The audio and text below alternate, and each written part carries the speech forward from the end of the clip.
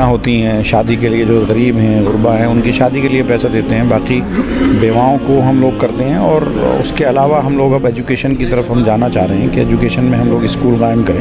इस वक्त हालात तो मुल्क के जो भी हैं उससे घबराने की या डरने की बात नहीं है। हम बीजेपी को हराने की जगह किसी को जिताने के लिए अगर हम वोट करेंगे तो बीजेपी ऑटोमेटिकली हार जाएगी। पार्टी हो जो नफरत की राजनीति करती है उससे किसी को फैज़ नहीं पहुँचता। लेकिन बहुत जल्द ये भी हिंदू भाइयों की समझ में ये चीज़ आ जाएगी कि इस पार्टी से किसी को फ़ायदा नहीं होना और ये सिर्फ नुकसान का बाइस है। किसी के बंद करने के ऐलान करने से बंद थोड़ा ना हो जाएंगे ऐसे मदारिस। ये अल्लाह के घर हैं और अल्लाह ने इनको खोला हुआ है। अल्लाह का इल्म, अल्लाह कुरान शरीफ की तालीम इन मदारिस में होती है। तो ये किसी एक इंसान की या किसी एक पार्टी या किसी एक सरकार की सोच से ये बंद नहीं हो सकते। तो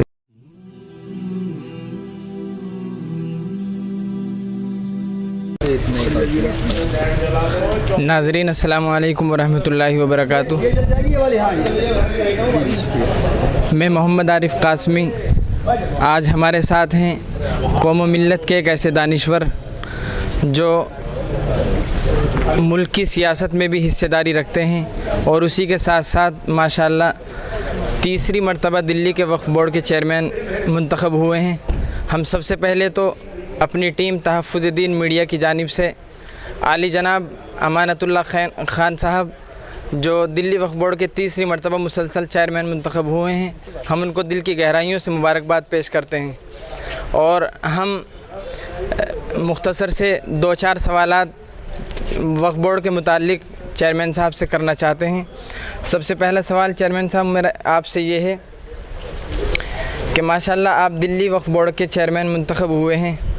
इस पर आवाम व ख़ास खुसूसन उलमा के तबक़े में एक बड़ी खुशी का माहौल है और आज भी यहाँ एक इस्तक़बालिया प्रोग्राम में आपको मदऊ किया गया है। आप दिल्ली वक्फ बोर्ड के चेयरमैन होने के नाते कौम व मिल्लत के लिए क्या आज़्म व इरादे रखते हैं? देखिए, जो भी कौमी मसाइल होंगे उसको इंशाअल्लाह पूरा करेंगे।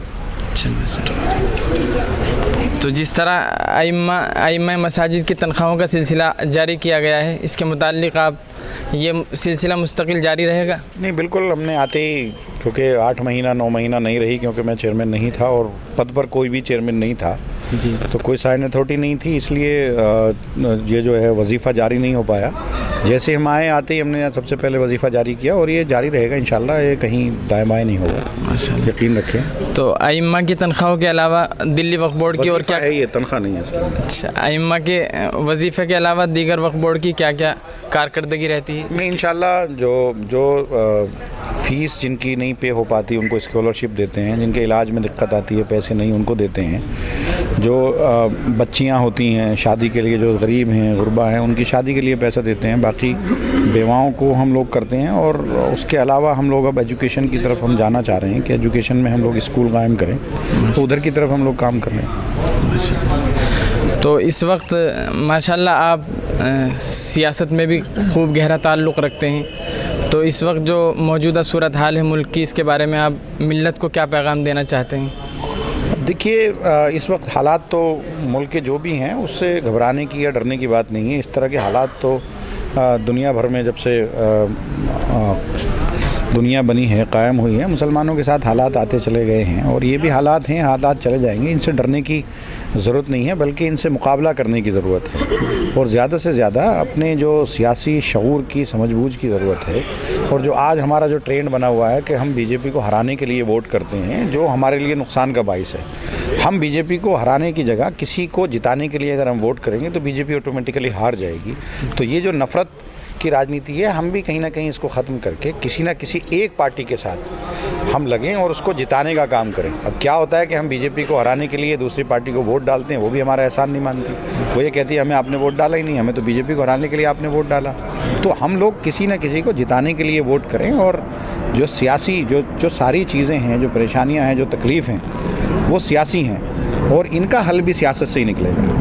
दूसरी तरह से जब जिस चीज़ से जो परेशानी आती है, सियासी परेशानी है, सियासत से आई हुई परेशानी है, जो पॉलिटिकल पार्टी आज की डेट में हिंदुस्तान में राज कर रही है, वो मुसलमानों के ख़िलाफ़, मुसलमानों से नफ़रत दिखा करके, मुसलमानों से एक नफ़रत का माहौल पैदा करके पूरे हिंदुस्तान में आई हुई है। तो नफ़रत देखिए, कोई भी पार्टी हो जो नफ़रत की राजनीति करती है उससे किसी को फैज़ नहीं पहुंचता, लेकिन बहुत जल्द ये भी हिंदू भाइयों की समझ में ये चीज़ आ जाएगी कि इस पार्टी से किसी को फ़ायदा नहीं होना और ये सिर्फ नुकसान का बाइस है। तो इसका हल भी सियासी है और हम लोग बहुत समझ बूझ शऊर के साथ सियासत को समझें, करें। इसी के साथ साथ अभी उत्तर प्रदेश हुकूमत ने भी सरकार मदारिस के बंद करने का ऐलान किया है। इसके ताल्लुक़ से आप क्या कहना चाहते हैं? नहीं, किसी के बंद करने के ऐलान करने से बंद थोड़ा ना हो जाएंगे ऐसे मदारिस। ये अल्लाह के घर हैं और अल्लाह ने इनको खोला हुआ है। अल्लाह का इल्म, अल्लाह कुरान शरीफ की तालीम इन मदारिस में होती है। तो ये किसी एक इंसान की या किसी एक पार्टी या किसी एक सरकार की सोच से ये बंद नहीं हो सकते। तो ये अल्लाह चलाने वाला, अल्लाह इनको चलाता रहेगा। चेयरमैन साहब, ये हमारा तहफ़्फ़ुज़ दीन मीडिया, ये इसके नाज़रीन की तादाद दुनिया भर में तकरीबन करोड़ों और मिलियन के एतबार से है। तो इसके सरपरस्त आला होते हैं देवबंद दारुल उलूम के उस्ताद मोहतरम हज़रत मौलाना मुफ्ती राशिद आज़मी साहब, और इसी तरीके से क़ारी ज़ियाउर रहमान साहब फ़ारूक़ी जो औरंगाबाद से हैं, वो इसके डायरेक्टर होते हैं। तो इसके नाज़रीन को आप और मसाजिद के ज़िम्मेदारान और मुतवल्लियान को आप वक्फ़ बोर्ड, दिल्ली वक्फ़ बोर्ड की जानिब से क्या पैगाम देना चाहते हैं? देखिए, मेरा कहना तो सिर्फ इतना, आज की डेट में सबसे बड़ी ज़रूरत मुसलमानों को दो चीज़ों की है, एक अच्छे वकील की और एक अच्छी मीडिया की। तो आज हमको चाहिए कि जहां हम डॉक्टर्स, इंजीनियर्स और तमाम चीज़ों में हम जा रहे हैं तो हम वकालत में जाएं। और एक वकील पूरे एक ख़ानदान, पूरे एक मोहल्ले का तहफ़्फ़ुज़ करता है। ऐसी एक जर्नलिज़्म आज जो हमका जो मारा जा रहा है ना, वकीलों से, कोर्ट से, और हमारे जो पिछड़ रहे हैं हम और मीडिया के ज़रिए पिछड़ रहे हैं, तो हम लोग अपने चैनल्स भी शुरू करें और हम लोग वकालत भी करें। तो यही है कि मेरा पैगाम तो यही है कि भाई जितना हमसे हो सके वो हम मिल्लत का दर्द को समझते हुए उनके लिए हम काम करें। जज़ाकुमुल्लाह खैर।